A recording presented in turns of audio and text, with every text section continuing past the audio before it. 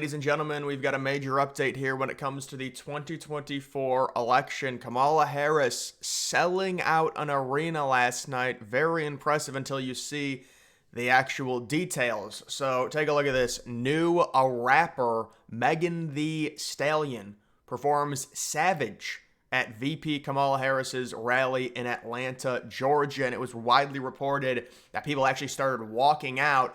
I believe the performance, this is how crazy it is. This is supposed to be a campaign event where they've got all these people with Kamala signs behind the rapper and everything like that. The rapper is actually the main event. The rapper performs first, and then Kamala Harris speaks. And it's been reported like 15 minutes into her speaking, you've got people leaving. Remember, that's the party that says they're intellectually superior to us. The only way they can sell out a Kamala Harris rally is if they lure the general metro Atlanta population with a rapping performance that happens right at the beginning of the event. So that's the main event, and then Harris starts talking, and then everyone's like, this is boring, let's leave. I mean, that's what happened. Even if they didn't leave, it's pathetic that they have to utilize that. Trump doesn't need any of it. He's a national brand. He sells out everywhere, whether it's rural, whether it's a big city, St. Cloud, Butler, PA, rural Ohio. He gets crazy crowds. It overflows to the point where he's got like 13K inside and there's 8K outside, and people line up. It's like, you can see the stuff. They'll line up like 10, 13 hours before the actual rally. But Harris, on the other hand, I mean, I thought she was, the polls say she's so likable now. The polls say she's gonna win. She's got a better likability. But why do they have to, why can't she just be at her own rally? Why do they need to lure the people with some type of rapper? And it was widely reported that people were leaving, midway through her speech.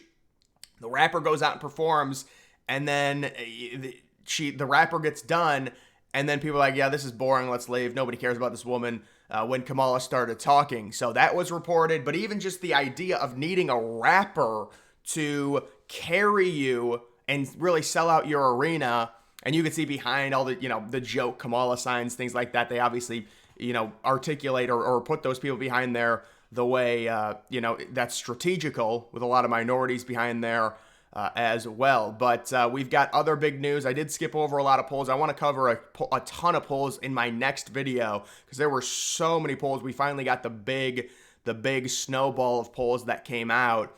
There was also this: Republicans won almost 130K votes in Arizona last night. Joe Biden, rest his name, won Arizona by just 10K. And then you can see about 130K is a number greater than 110. So they're saying that, I guess, Republicans had more votes in their primary. That's kind of a false equivalency. The Democrats had one that was uncontested. The Republicans had a competitive primary. Kari Lake ended up winning by about 15 points. I believe that's right around where the polls were, so it was no surprise.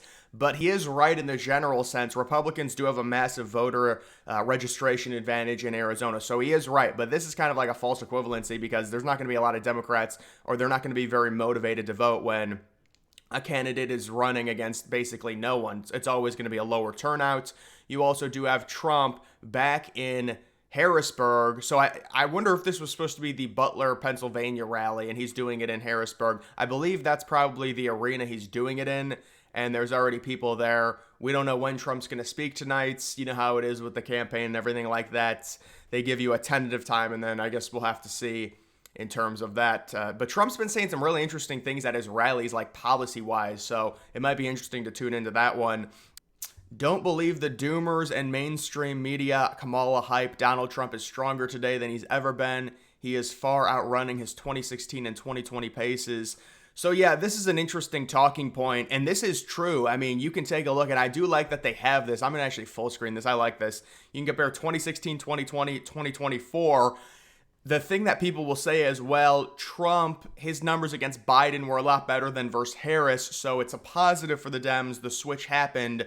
I think a lot of that is fake hype and just, I mean, we see Harris can't even sell out in an arena without a high-level rapper coming in and doing a performance beforehand, so I'm really not worried about that. It's like Kamala Harris, her approval rating now is like 54%. I'm living in the twilight zone. How does that make sense? So what has Kamala Harris done exactly to elevate her approval rating by 9%. What has she accomplished in office? Of course, it's nothing. It's pure mainstream media bullshit, and that's boosted her up. But look at this. Trump versus Harris 2016, or excuse me, Trump versus Clinton 2016.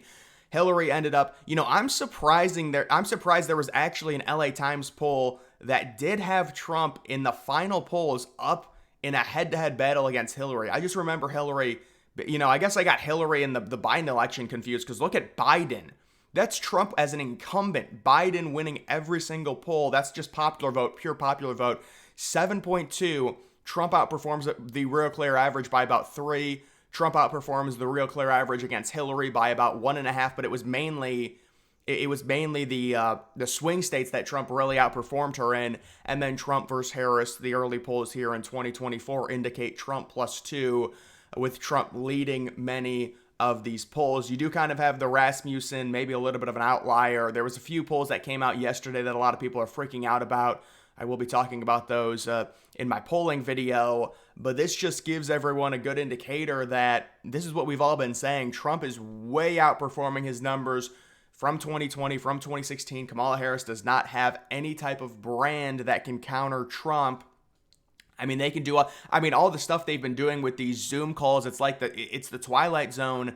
Is it the pandemic again? This is very strange what they're doing. I don't think it's helping at all. With them, everything's a race play now. It's very weird. Like, I just don't understand the idea of that. But either way, that is the current situation where Trump still is outperforming significantly what he did in 2016 and 2020. 2020 was crazy with Biden up in all of these polls. It is remarkable. I guess that is a good reminder how good the mainstream media propaganda is with Biden up in all of those. I came out and said in October of 2020, there's no way Biden is going to last 4 years. Well, it turns out he shouldn't have even lasted 2 years. They drug Biden along all the way almost to the finish line. They couldn't get him over it because he had that horrible debate performance, started losing everyone, and we understand the dynamic to where Kamala is getting more support than Biden. That's mainly because Biden's support dried up weeks before he dropped out, so he had no funding, so Trump even went higher in the polls, but Biden was getting no funding, and most top Democrats were against Biden, so that really de-incentivized and really stopped any type of Biden momentum and just made Trump elevate even higher. And on top of that, you had the assassination attempt and everything like that. And they're trying to silence that now because they know it's a good look for Trump. So the reality of the situation is Biden, and this is what I try and explain to people, he was fighting with two hands. So the reality of the situation, this is what I try and explain to people, Biden was fighting with two hands tied behind his back because he had no campaign money for the last 3 weeks. And that's why the polls seemed really, really positive for Trump. Now, Trump was still beating Biden, don't get me wrong, but it got even higher. Now the polls have tightened with Harris. That's because their entire machine, they did the whole reset, and they took advantage of it. It's a huge announcement. Biden stepping down, not running for re-election. Harris takes over the entire media spotlight, so she's going to go up in the polls. The troubling thing is the favorability rating, and this is why they call Republicans a cult. No, you're the ones that now approve of Kamala Harris at like a 54% rate, even though I think those polls are ridiculous. But it's like, what did she do to earn your approval? Well, she didn't do a single thing. You just buy into the MSN propaganda. That's what you do. So mainstream media has full control over these people, unfortunately. The reality is things are still looking good for Trump right now. You've got Harris. I mean, this is the thing that I was talking about yesterday. She couldn't even sell out, elementary school gyms. There was another rally. It was like a luncheon at a retirement home. There's like empty chairs, empty tables everywhere. So how is she going to sell out these arenas? Well, it's so bad. It's not even like, oh, it's a first big rally.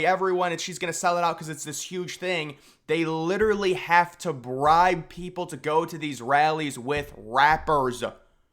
And they're the ones and they say, oh, they're intellectually superior. Well, then why do Trump people just go to Trump rallies to listen to what Trump has to say and not look for rappers shaking their asses and everything like that? This is the political campaign. They're the ones, they call themselves intellectually superior. They literally have to slogan the word brat to try and get dumb 18-year-old girls to vote because they need that voter block. But no, you're right. They're in college. They're so smart. No, you're right. Absolutely. They know a lot about policy. That's why, I mean, brat, that's their policy, right? Yeah, that should be the campaign policy, is just brat. And then we're going to hire rappers to try and sell out arenas. They probably tried selling it out. They had like half full, and then they're like, oh, we got to hire a rapper or something to do this because this is really, really bad. So we got to try and fill it up. The rapper, does the performance at the beginning, and then 15 minutes into Kamala's speech, people are like, oh, this is boring. Let's just leave. Nobody cares. That's what happened. So this is crazy. And then you compare that to what's going on with Trump. It is such a middle class, and I love the narrative that they had where it's like, oh, Trump's this billionaire, he doesn't care about you. Well, yeah, Trump almost died. He's campaigning as a 78-year-old in Butler, Pennsylvania, in a rural town as a multi-billionaire. But no, you're right. He doesn't sacrifice anything. He only almost died. He was only almost shot in the face on, live camera. But no, he doesn't sacrifice anything, of course. It's just ridiculous. But this is a good depiction for people to calm down. These polls, I know there was one poll with Michigan. It's absurd. But right now, I think Trump is still in a very good spot. Of course, Kamala Harris at this point, it's such a flash in the pan. They've lost their democracy argument. They have no democracy. There was no democracy with Kamala Harris. Democratic voters did not pick her in any primary. They have installed her because they got nervous because Biden's debate was so bad. Remember, they chose Biden in 2020, but of course now they're going back on it, because we all knew Biden was ridiculously old and they thought maybe they could get him over the finish line as an incumbent, but apparently no, he's just too old and too decrepit at this point and too cognitively declined for them. I guess Obama deemed it, Pelosi, Schumer, they all were working with Kamala. It got so bad they wanted to do the 25th, started blackmailing Biden. But I guess that's the purest form of democracy. When you're going to lose an election, blackmail your incumbent president and install someone of your choosing. They're right. That is the truest form of democracy. I agree. But either way, guys, that is going to do it for this video. Make sure you follow me on X. Link to that's always in the description.